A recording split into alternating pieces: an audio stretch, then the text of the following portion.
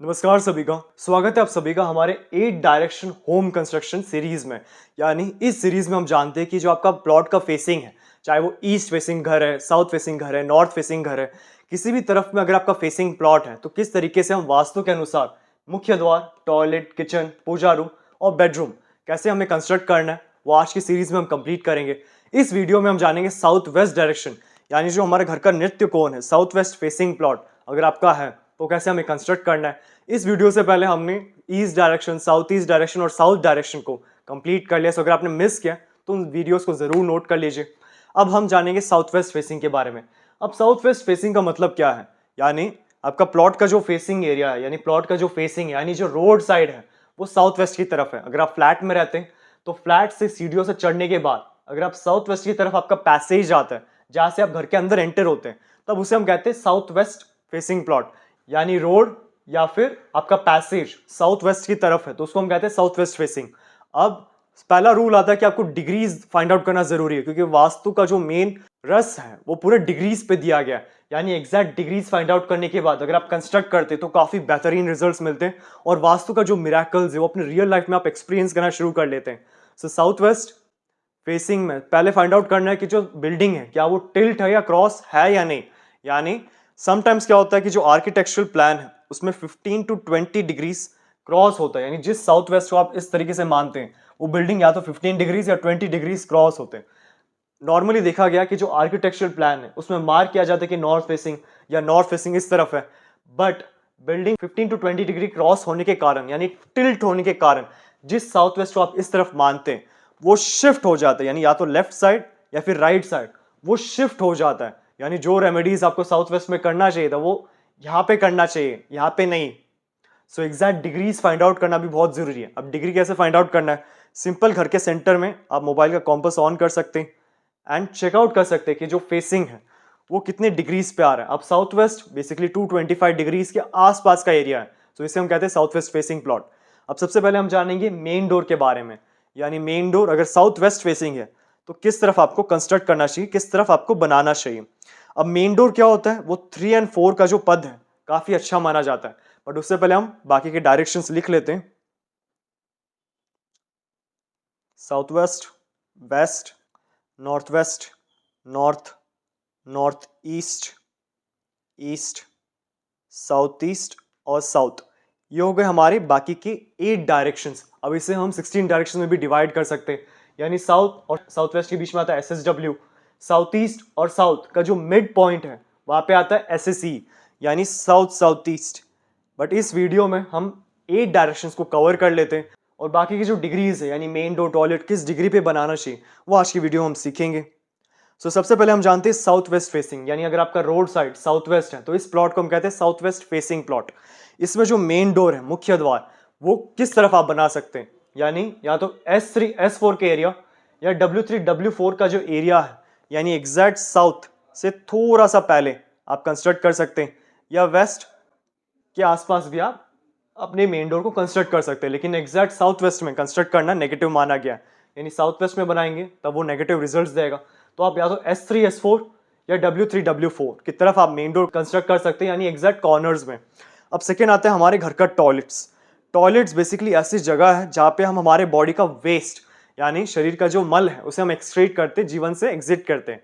सो जिस दिशा में आप कमोड बनाएंगे वास्तु के अनुसार उस दिशा के जो गुणधर्म है, यानी जो रिजल्ट्स हैं, वो आपके जीवन में डिस्पोज होना शुरू हो जाता है। यही कारण है कि वास्तु में 3 डायरेक्शंस ऐसे बताए गए जहाँ पे आप अपना टॉयलेट सीट बना सकते हैं। यानी घर का ESE जो लगभग आपका 115 डिग्रीज आता है, फिर आता है साउथ साउथ वेस्ट जो आपका लगभग 202 यानी 202 डिग्रीज आता है, और वेस्ट नॉर्थ वेस्ट यानी जो आपका लगभग 292 डिग्रीज आता है। यानी आप अपने प्लॉट में जो टॉयलेट प्लेसमेंट है वो SSW में कंस्ट्रक्ट कर सकते हैं, वेस्ट नॉर्थ वेस्ट में कंस्ट्रक्ट कर सकते हैं, और ईस्ट नॉर्थ ईस्ट, यानी ये जो 3 दिशा है यहाँ पे पॉजिटिव से ज्यादा नेगेटिव रिजल्ट्स आते हैं। सो टॉयलेट बनाने से क्या होगा, वो नेगेटिव रिजल्ट्स आपके जीवन से निकलना शुरू हो जाएगा। यानी SSW the zone of expenditure and disposal, waste north waste आपके जीवन में डिप्रेशन लेके आता है, और ESE ओवर थिंकिंग, एंजाइटी जैसे प्रॉब्लम्स लेके आता है।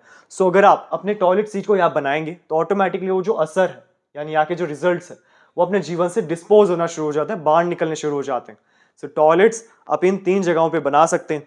यानी अगर आपका सपोज टॉयलेट काफ़ी बड़ा है, काफ़ी बड़ा कंस्ट्रक्टेड किया गया है, जो सीट प्लेसमेंट है वो ज़्यादा मैटर करता है। यानी इतने बड़े टॉयलेट में जो सीट है वो SSW पे ही आना चाहिए। यानी साउथ और साउथ वेस्ट के बीच में जो SSW है यहाँ पे ही आना चाहिए। डिग्रीज 202 डिग्री से, यानी 200 डिग्री +10 या -10 का जो डिग्री रेडियस है उसके आसपास आप बना सकते हैं। तो टॉयलेट्स ऑस्पिशियस है। टॉयलेट्स के बाद आता है हमारा किचन, यानी जो किचन है वो घर के किस दिशा में बनाना चाहिए। किचन हमेशा अग्निकोण यानी जो फायरी जोन्स हैं यहाँ पे ही बनाना अच्छा माना गया है। यानी आप बेसिकली साउथ ईस्ट से शुरू करके जो साउथ का एरिया है, ये जो पूरा एरिया है यहाँ पे अपना किचन का बर्नर प्लेस कर सकते हैं। साउथ ईस्ट लगभग 135 डिग्री पे शुरू होता है, यानी 135 डिग्री से आप 180 डिग्री के आसपास अपना किचन का बर्नर कहाँ पे भी प्लेस कर सकते हैं, अच्छा माना गया है। और सेकेंड ऑप्शन आता है पश्चिम दिशा, यानी घर का जो वेस्ट डायरेक्शन है यहाँ पे भी आप अपने किचन के बर्नर को प्लेस कर सकते हैं, जो ऑस्पिशियस माना गया है। बट वेस्ट में बनाएंगे तो ट्राई कीजिए कि येलो कलर का स्लैब या येलो कलर का पत्थर बर्नर के नीचे जरूर प्लेस करें। साउथ ईस्ट में और साउथ में बनाना किचन खुद एक अच्छा रेमेडी है, यानी यहाँ पे किचन बनाने से ही आपको सबसे अच्छे रिजल्ट्स मिलते हैं वास्तु के अनुसार। सो किचन आप इन दिशाओं में बना सकते हैं। पूजा रूम या तो आप ईशान कोण यानी नॉर्थ ईस्ट के आसपास बना सकते हैं, या वेस्ट डायरेक्शन, जो 2 डायरेक्शंस है पूजा रूम के लिए, आप यहाँ पे दोनों में कहीं पे भी बना सकते हैं। कंडीशन क्या है कि पूजा रूम में काफी ज्यादा रेड यूज नहीं करना है। जैसे अगर आप माँ दुर्गा का चुन्नी यूज करते हैं रेड कलर तो वो ठीक है, लेकिन पूरे दीवार रेड करना, रेड बल्ब्स लगाना, हर जगह रेड प्लेटफॉर्म क्रिएट करना, तब वो नेगेटिव है और प्रॉब्लम क्रिएट करता है। सो रेड कलर ज्यादा से ज्यादा अवॉइड करें।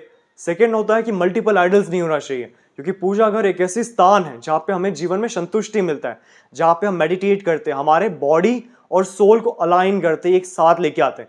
सो पूजा रूम आपका हमेशा नीट एंड क्लीन होना जरूरी है। रेड ज्यादा मत यूज कीजिए। और मल्टीपल आइडल, जैसे भगवान गणेश है, गणेश जी का एक आइडल, गणेश जी का एक और आइडल, गणेश जी की एक और फोटो, इस तरीके से अगर मल्टीपल आइडल्स है तब वो प्रॉब्लम क्रिएट करता है एंड आपके जीवन में इल्यूजन्स लेके आता है। ऐसे कॉमन सिम्टम्स देखे गए जिनके मल्टीपल आइडल्स होते हैं। सो ट्राई कीजिए कि मल्टीपल आइडल्स ना हो।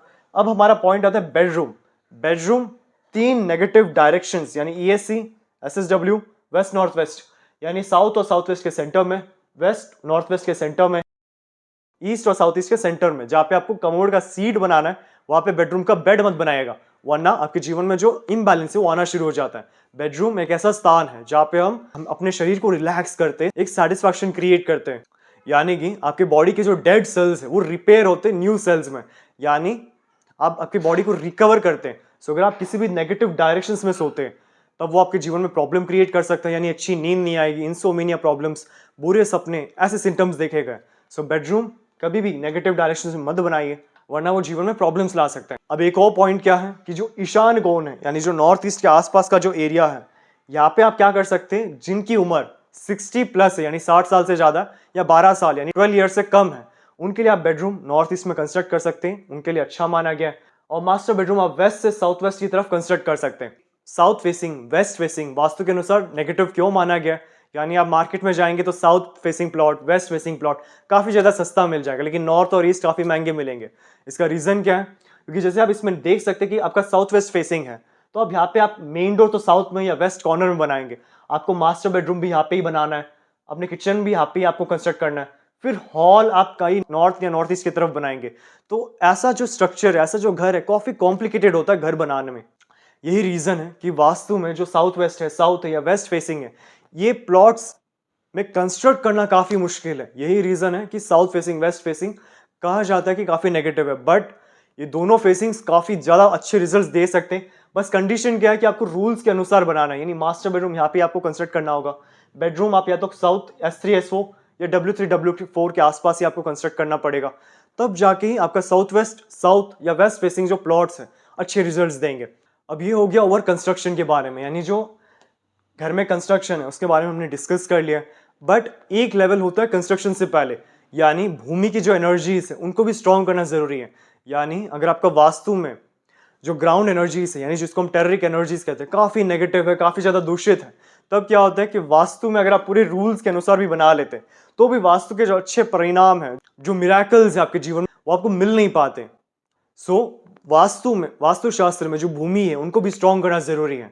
यानी जो टाइल्स वर्किंग है, टाइल्स वर्क होने से पहले आप क्या कर सकते हैं, इसके अंदर क्रिस्टल्स डाल सकते हैं, पिरामिड्स डाल सकते हैं, हेलिक्स डाल सकते हैं, यंत्रास डाल सकते हैं, जिसके द्वारा भूमि की जो ऊर्जा है काफ़ी ज़्यादा स्ट्रांग हो जाती है, काफ़ी ज़्यादा पॉजिटिव हो जाता है, क्योंकि वास्तु मेन 70% एनर्जीज ग्राउंड से ही जुड़ा हुआ है। सो आपकी नींव को सॉलिड करना भी बहुत ज़रूरी है। सो आप क्रिस्टल्स के द्वारा ग्राउंड एनर्जीज को स्ट्रांग करते हैं, काफ़ी ज़्यादा पॉजिटिव करते हैं, क्योंकि क्रिस्टल्स में पॉजिटिव वाइब्स यानी पॉजिटिव एनर्जीज काफ़ी ज़्यादा होती है, क्योंकि ये भूमि के अंदर से मिलते हैं। सो भूमि की जो एनर्जीज है वो क्रिस्टल में अच्छे फ्रीक्वेंसीज पे रहता है। सो टाइल्स वर्क या फिर ग्रेनाइट वर्क से पहले अगर आप क्रिस्टल सब जगह डाल देंगे तो ऑटोमेटिकली ग्राउंड की जो एनर्जीज है काफ़ी अच्छी हो जाती है, अच्छे रिजल्ट्स मिलने आपके जीवन में शुरू हो जाते हैं। सो आज की वीडियो में हमने सीखा है कि जो साउथ वेस्ट फेसिंग प्लॉट है ये क्यों कहा जाता है कि ये नेगेटिव है या वास्तु में अच्छे रिजल्ट्स नहीं देता है, क्योंकि ये कंस्ट्रक्शन करना काफ़ी मुश्किल होता है। और साउथ वेस्ट फेसिंग में कैसे आपको अपने घर में कंस्ट्रक्शन करना है, ये 5 पॉइंट्स ये आज की वीडियो में हमने कवर किया।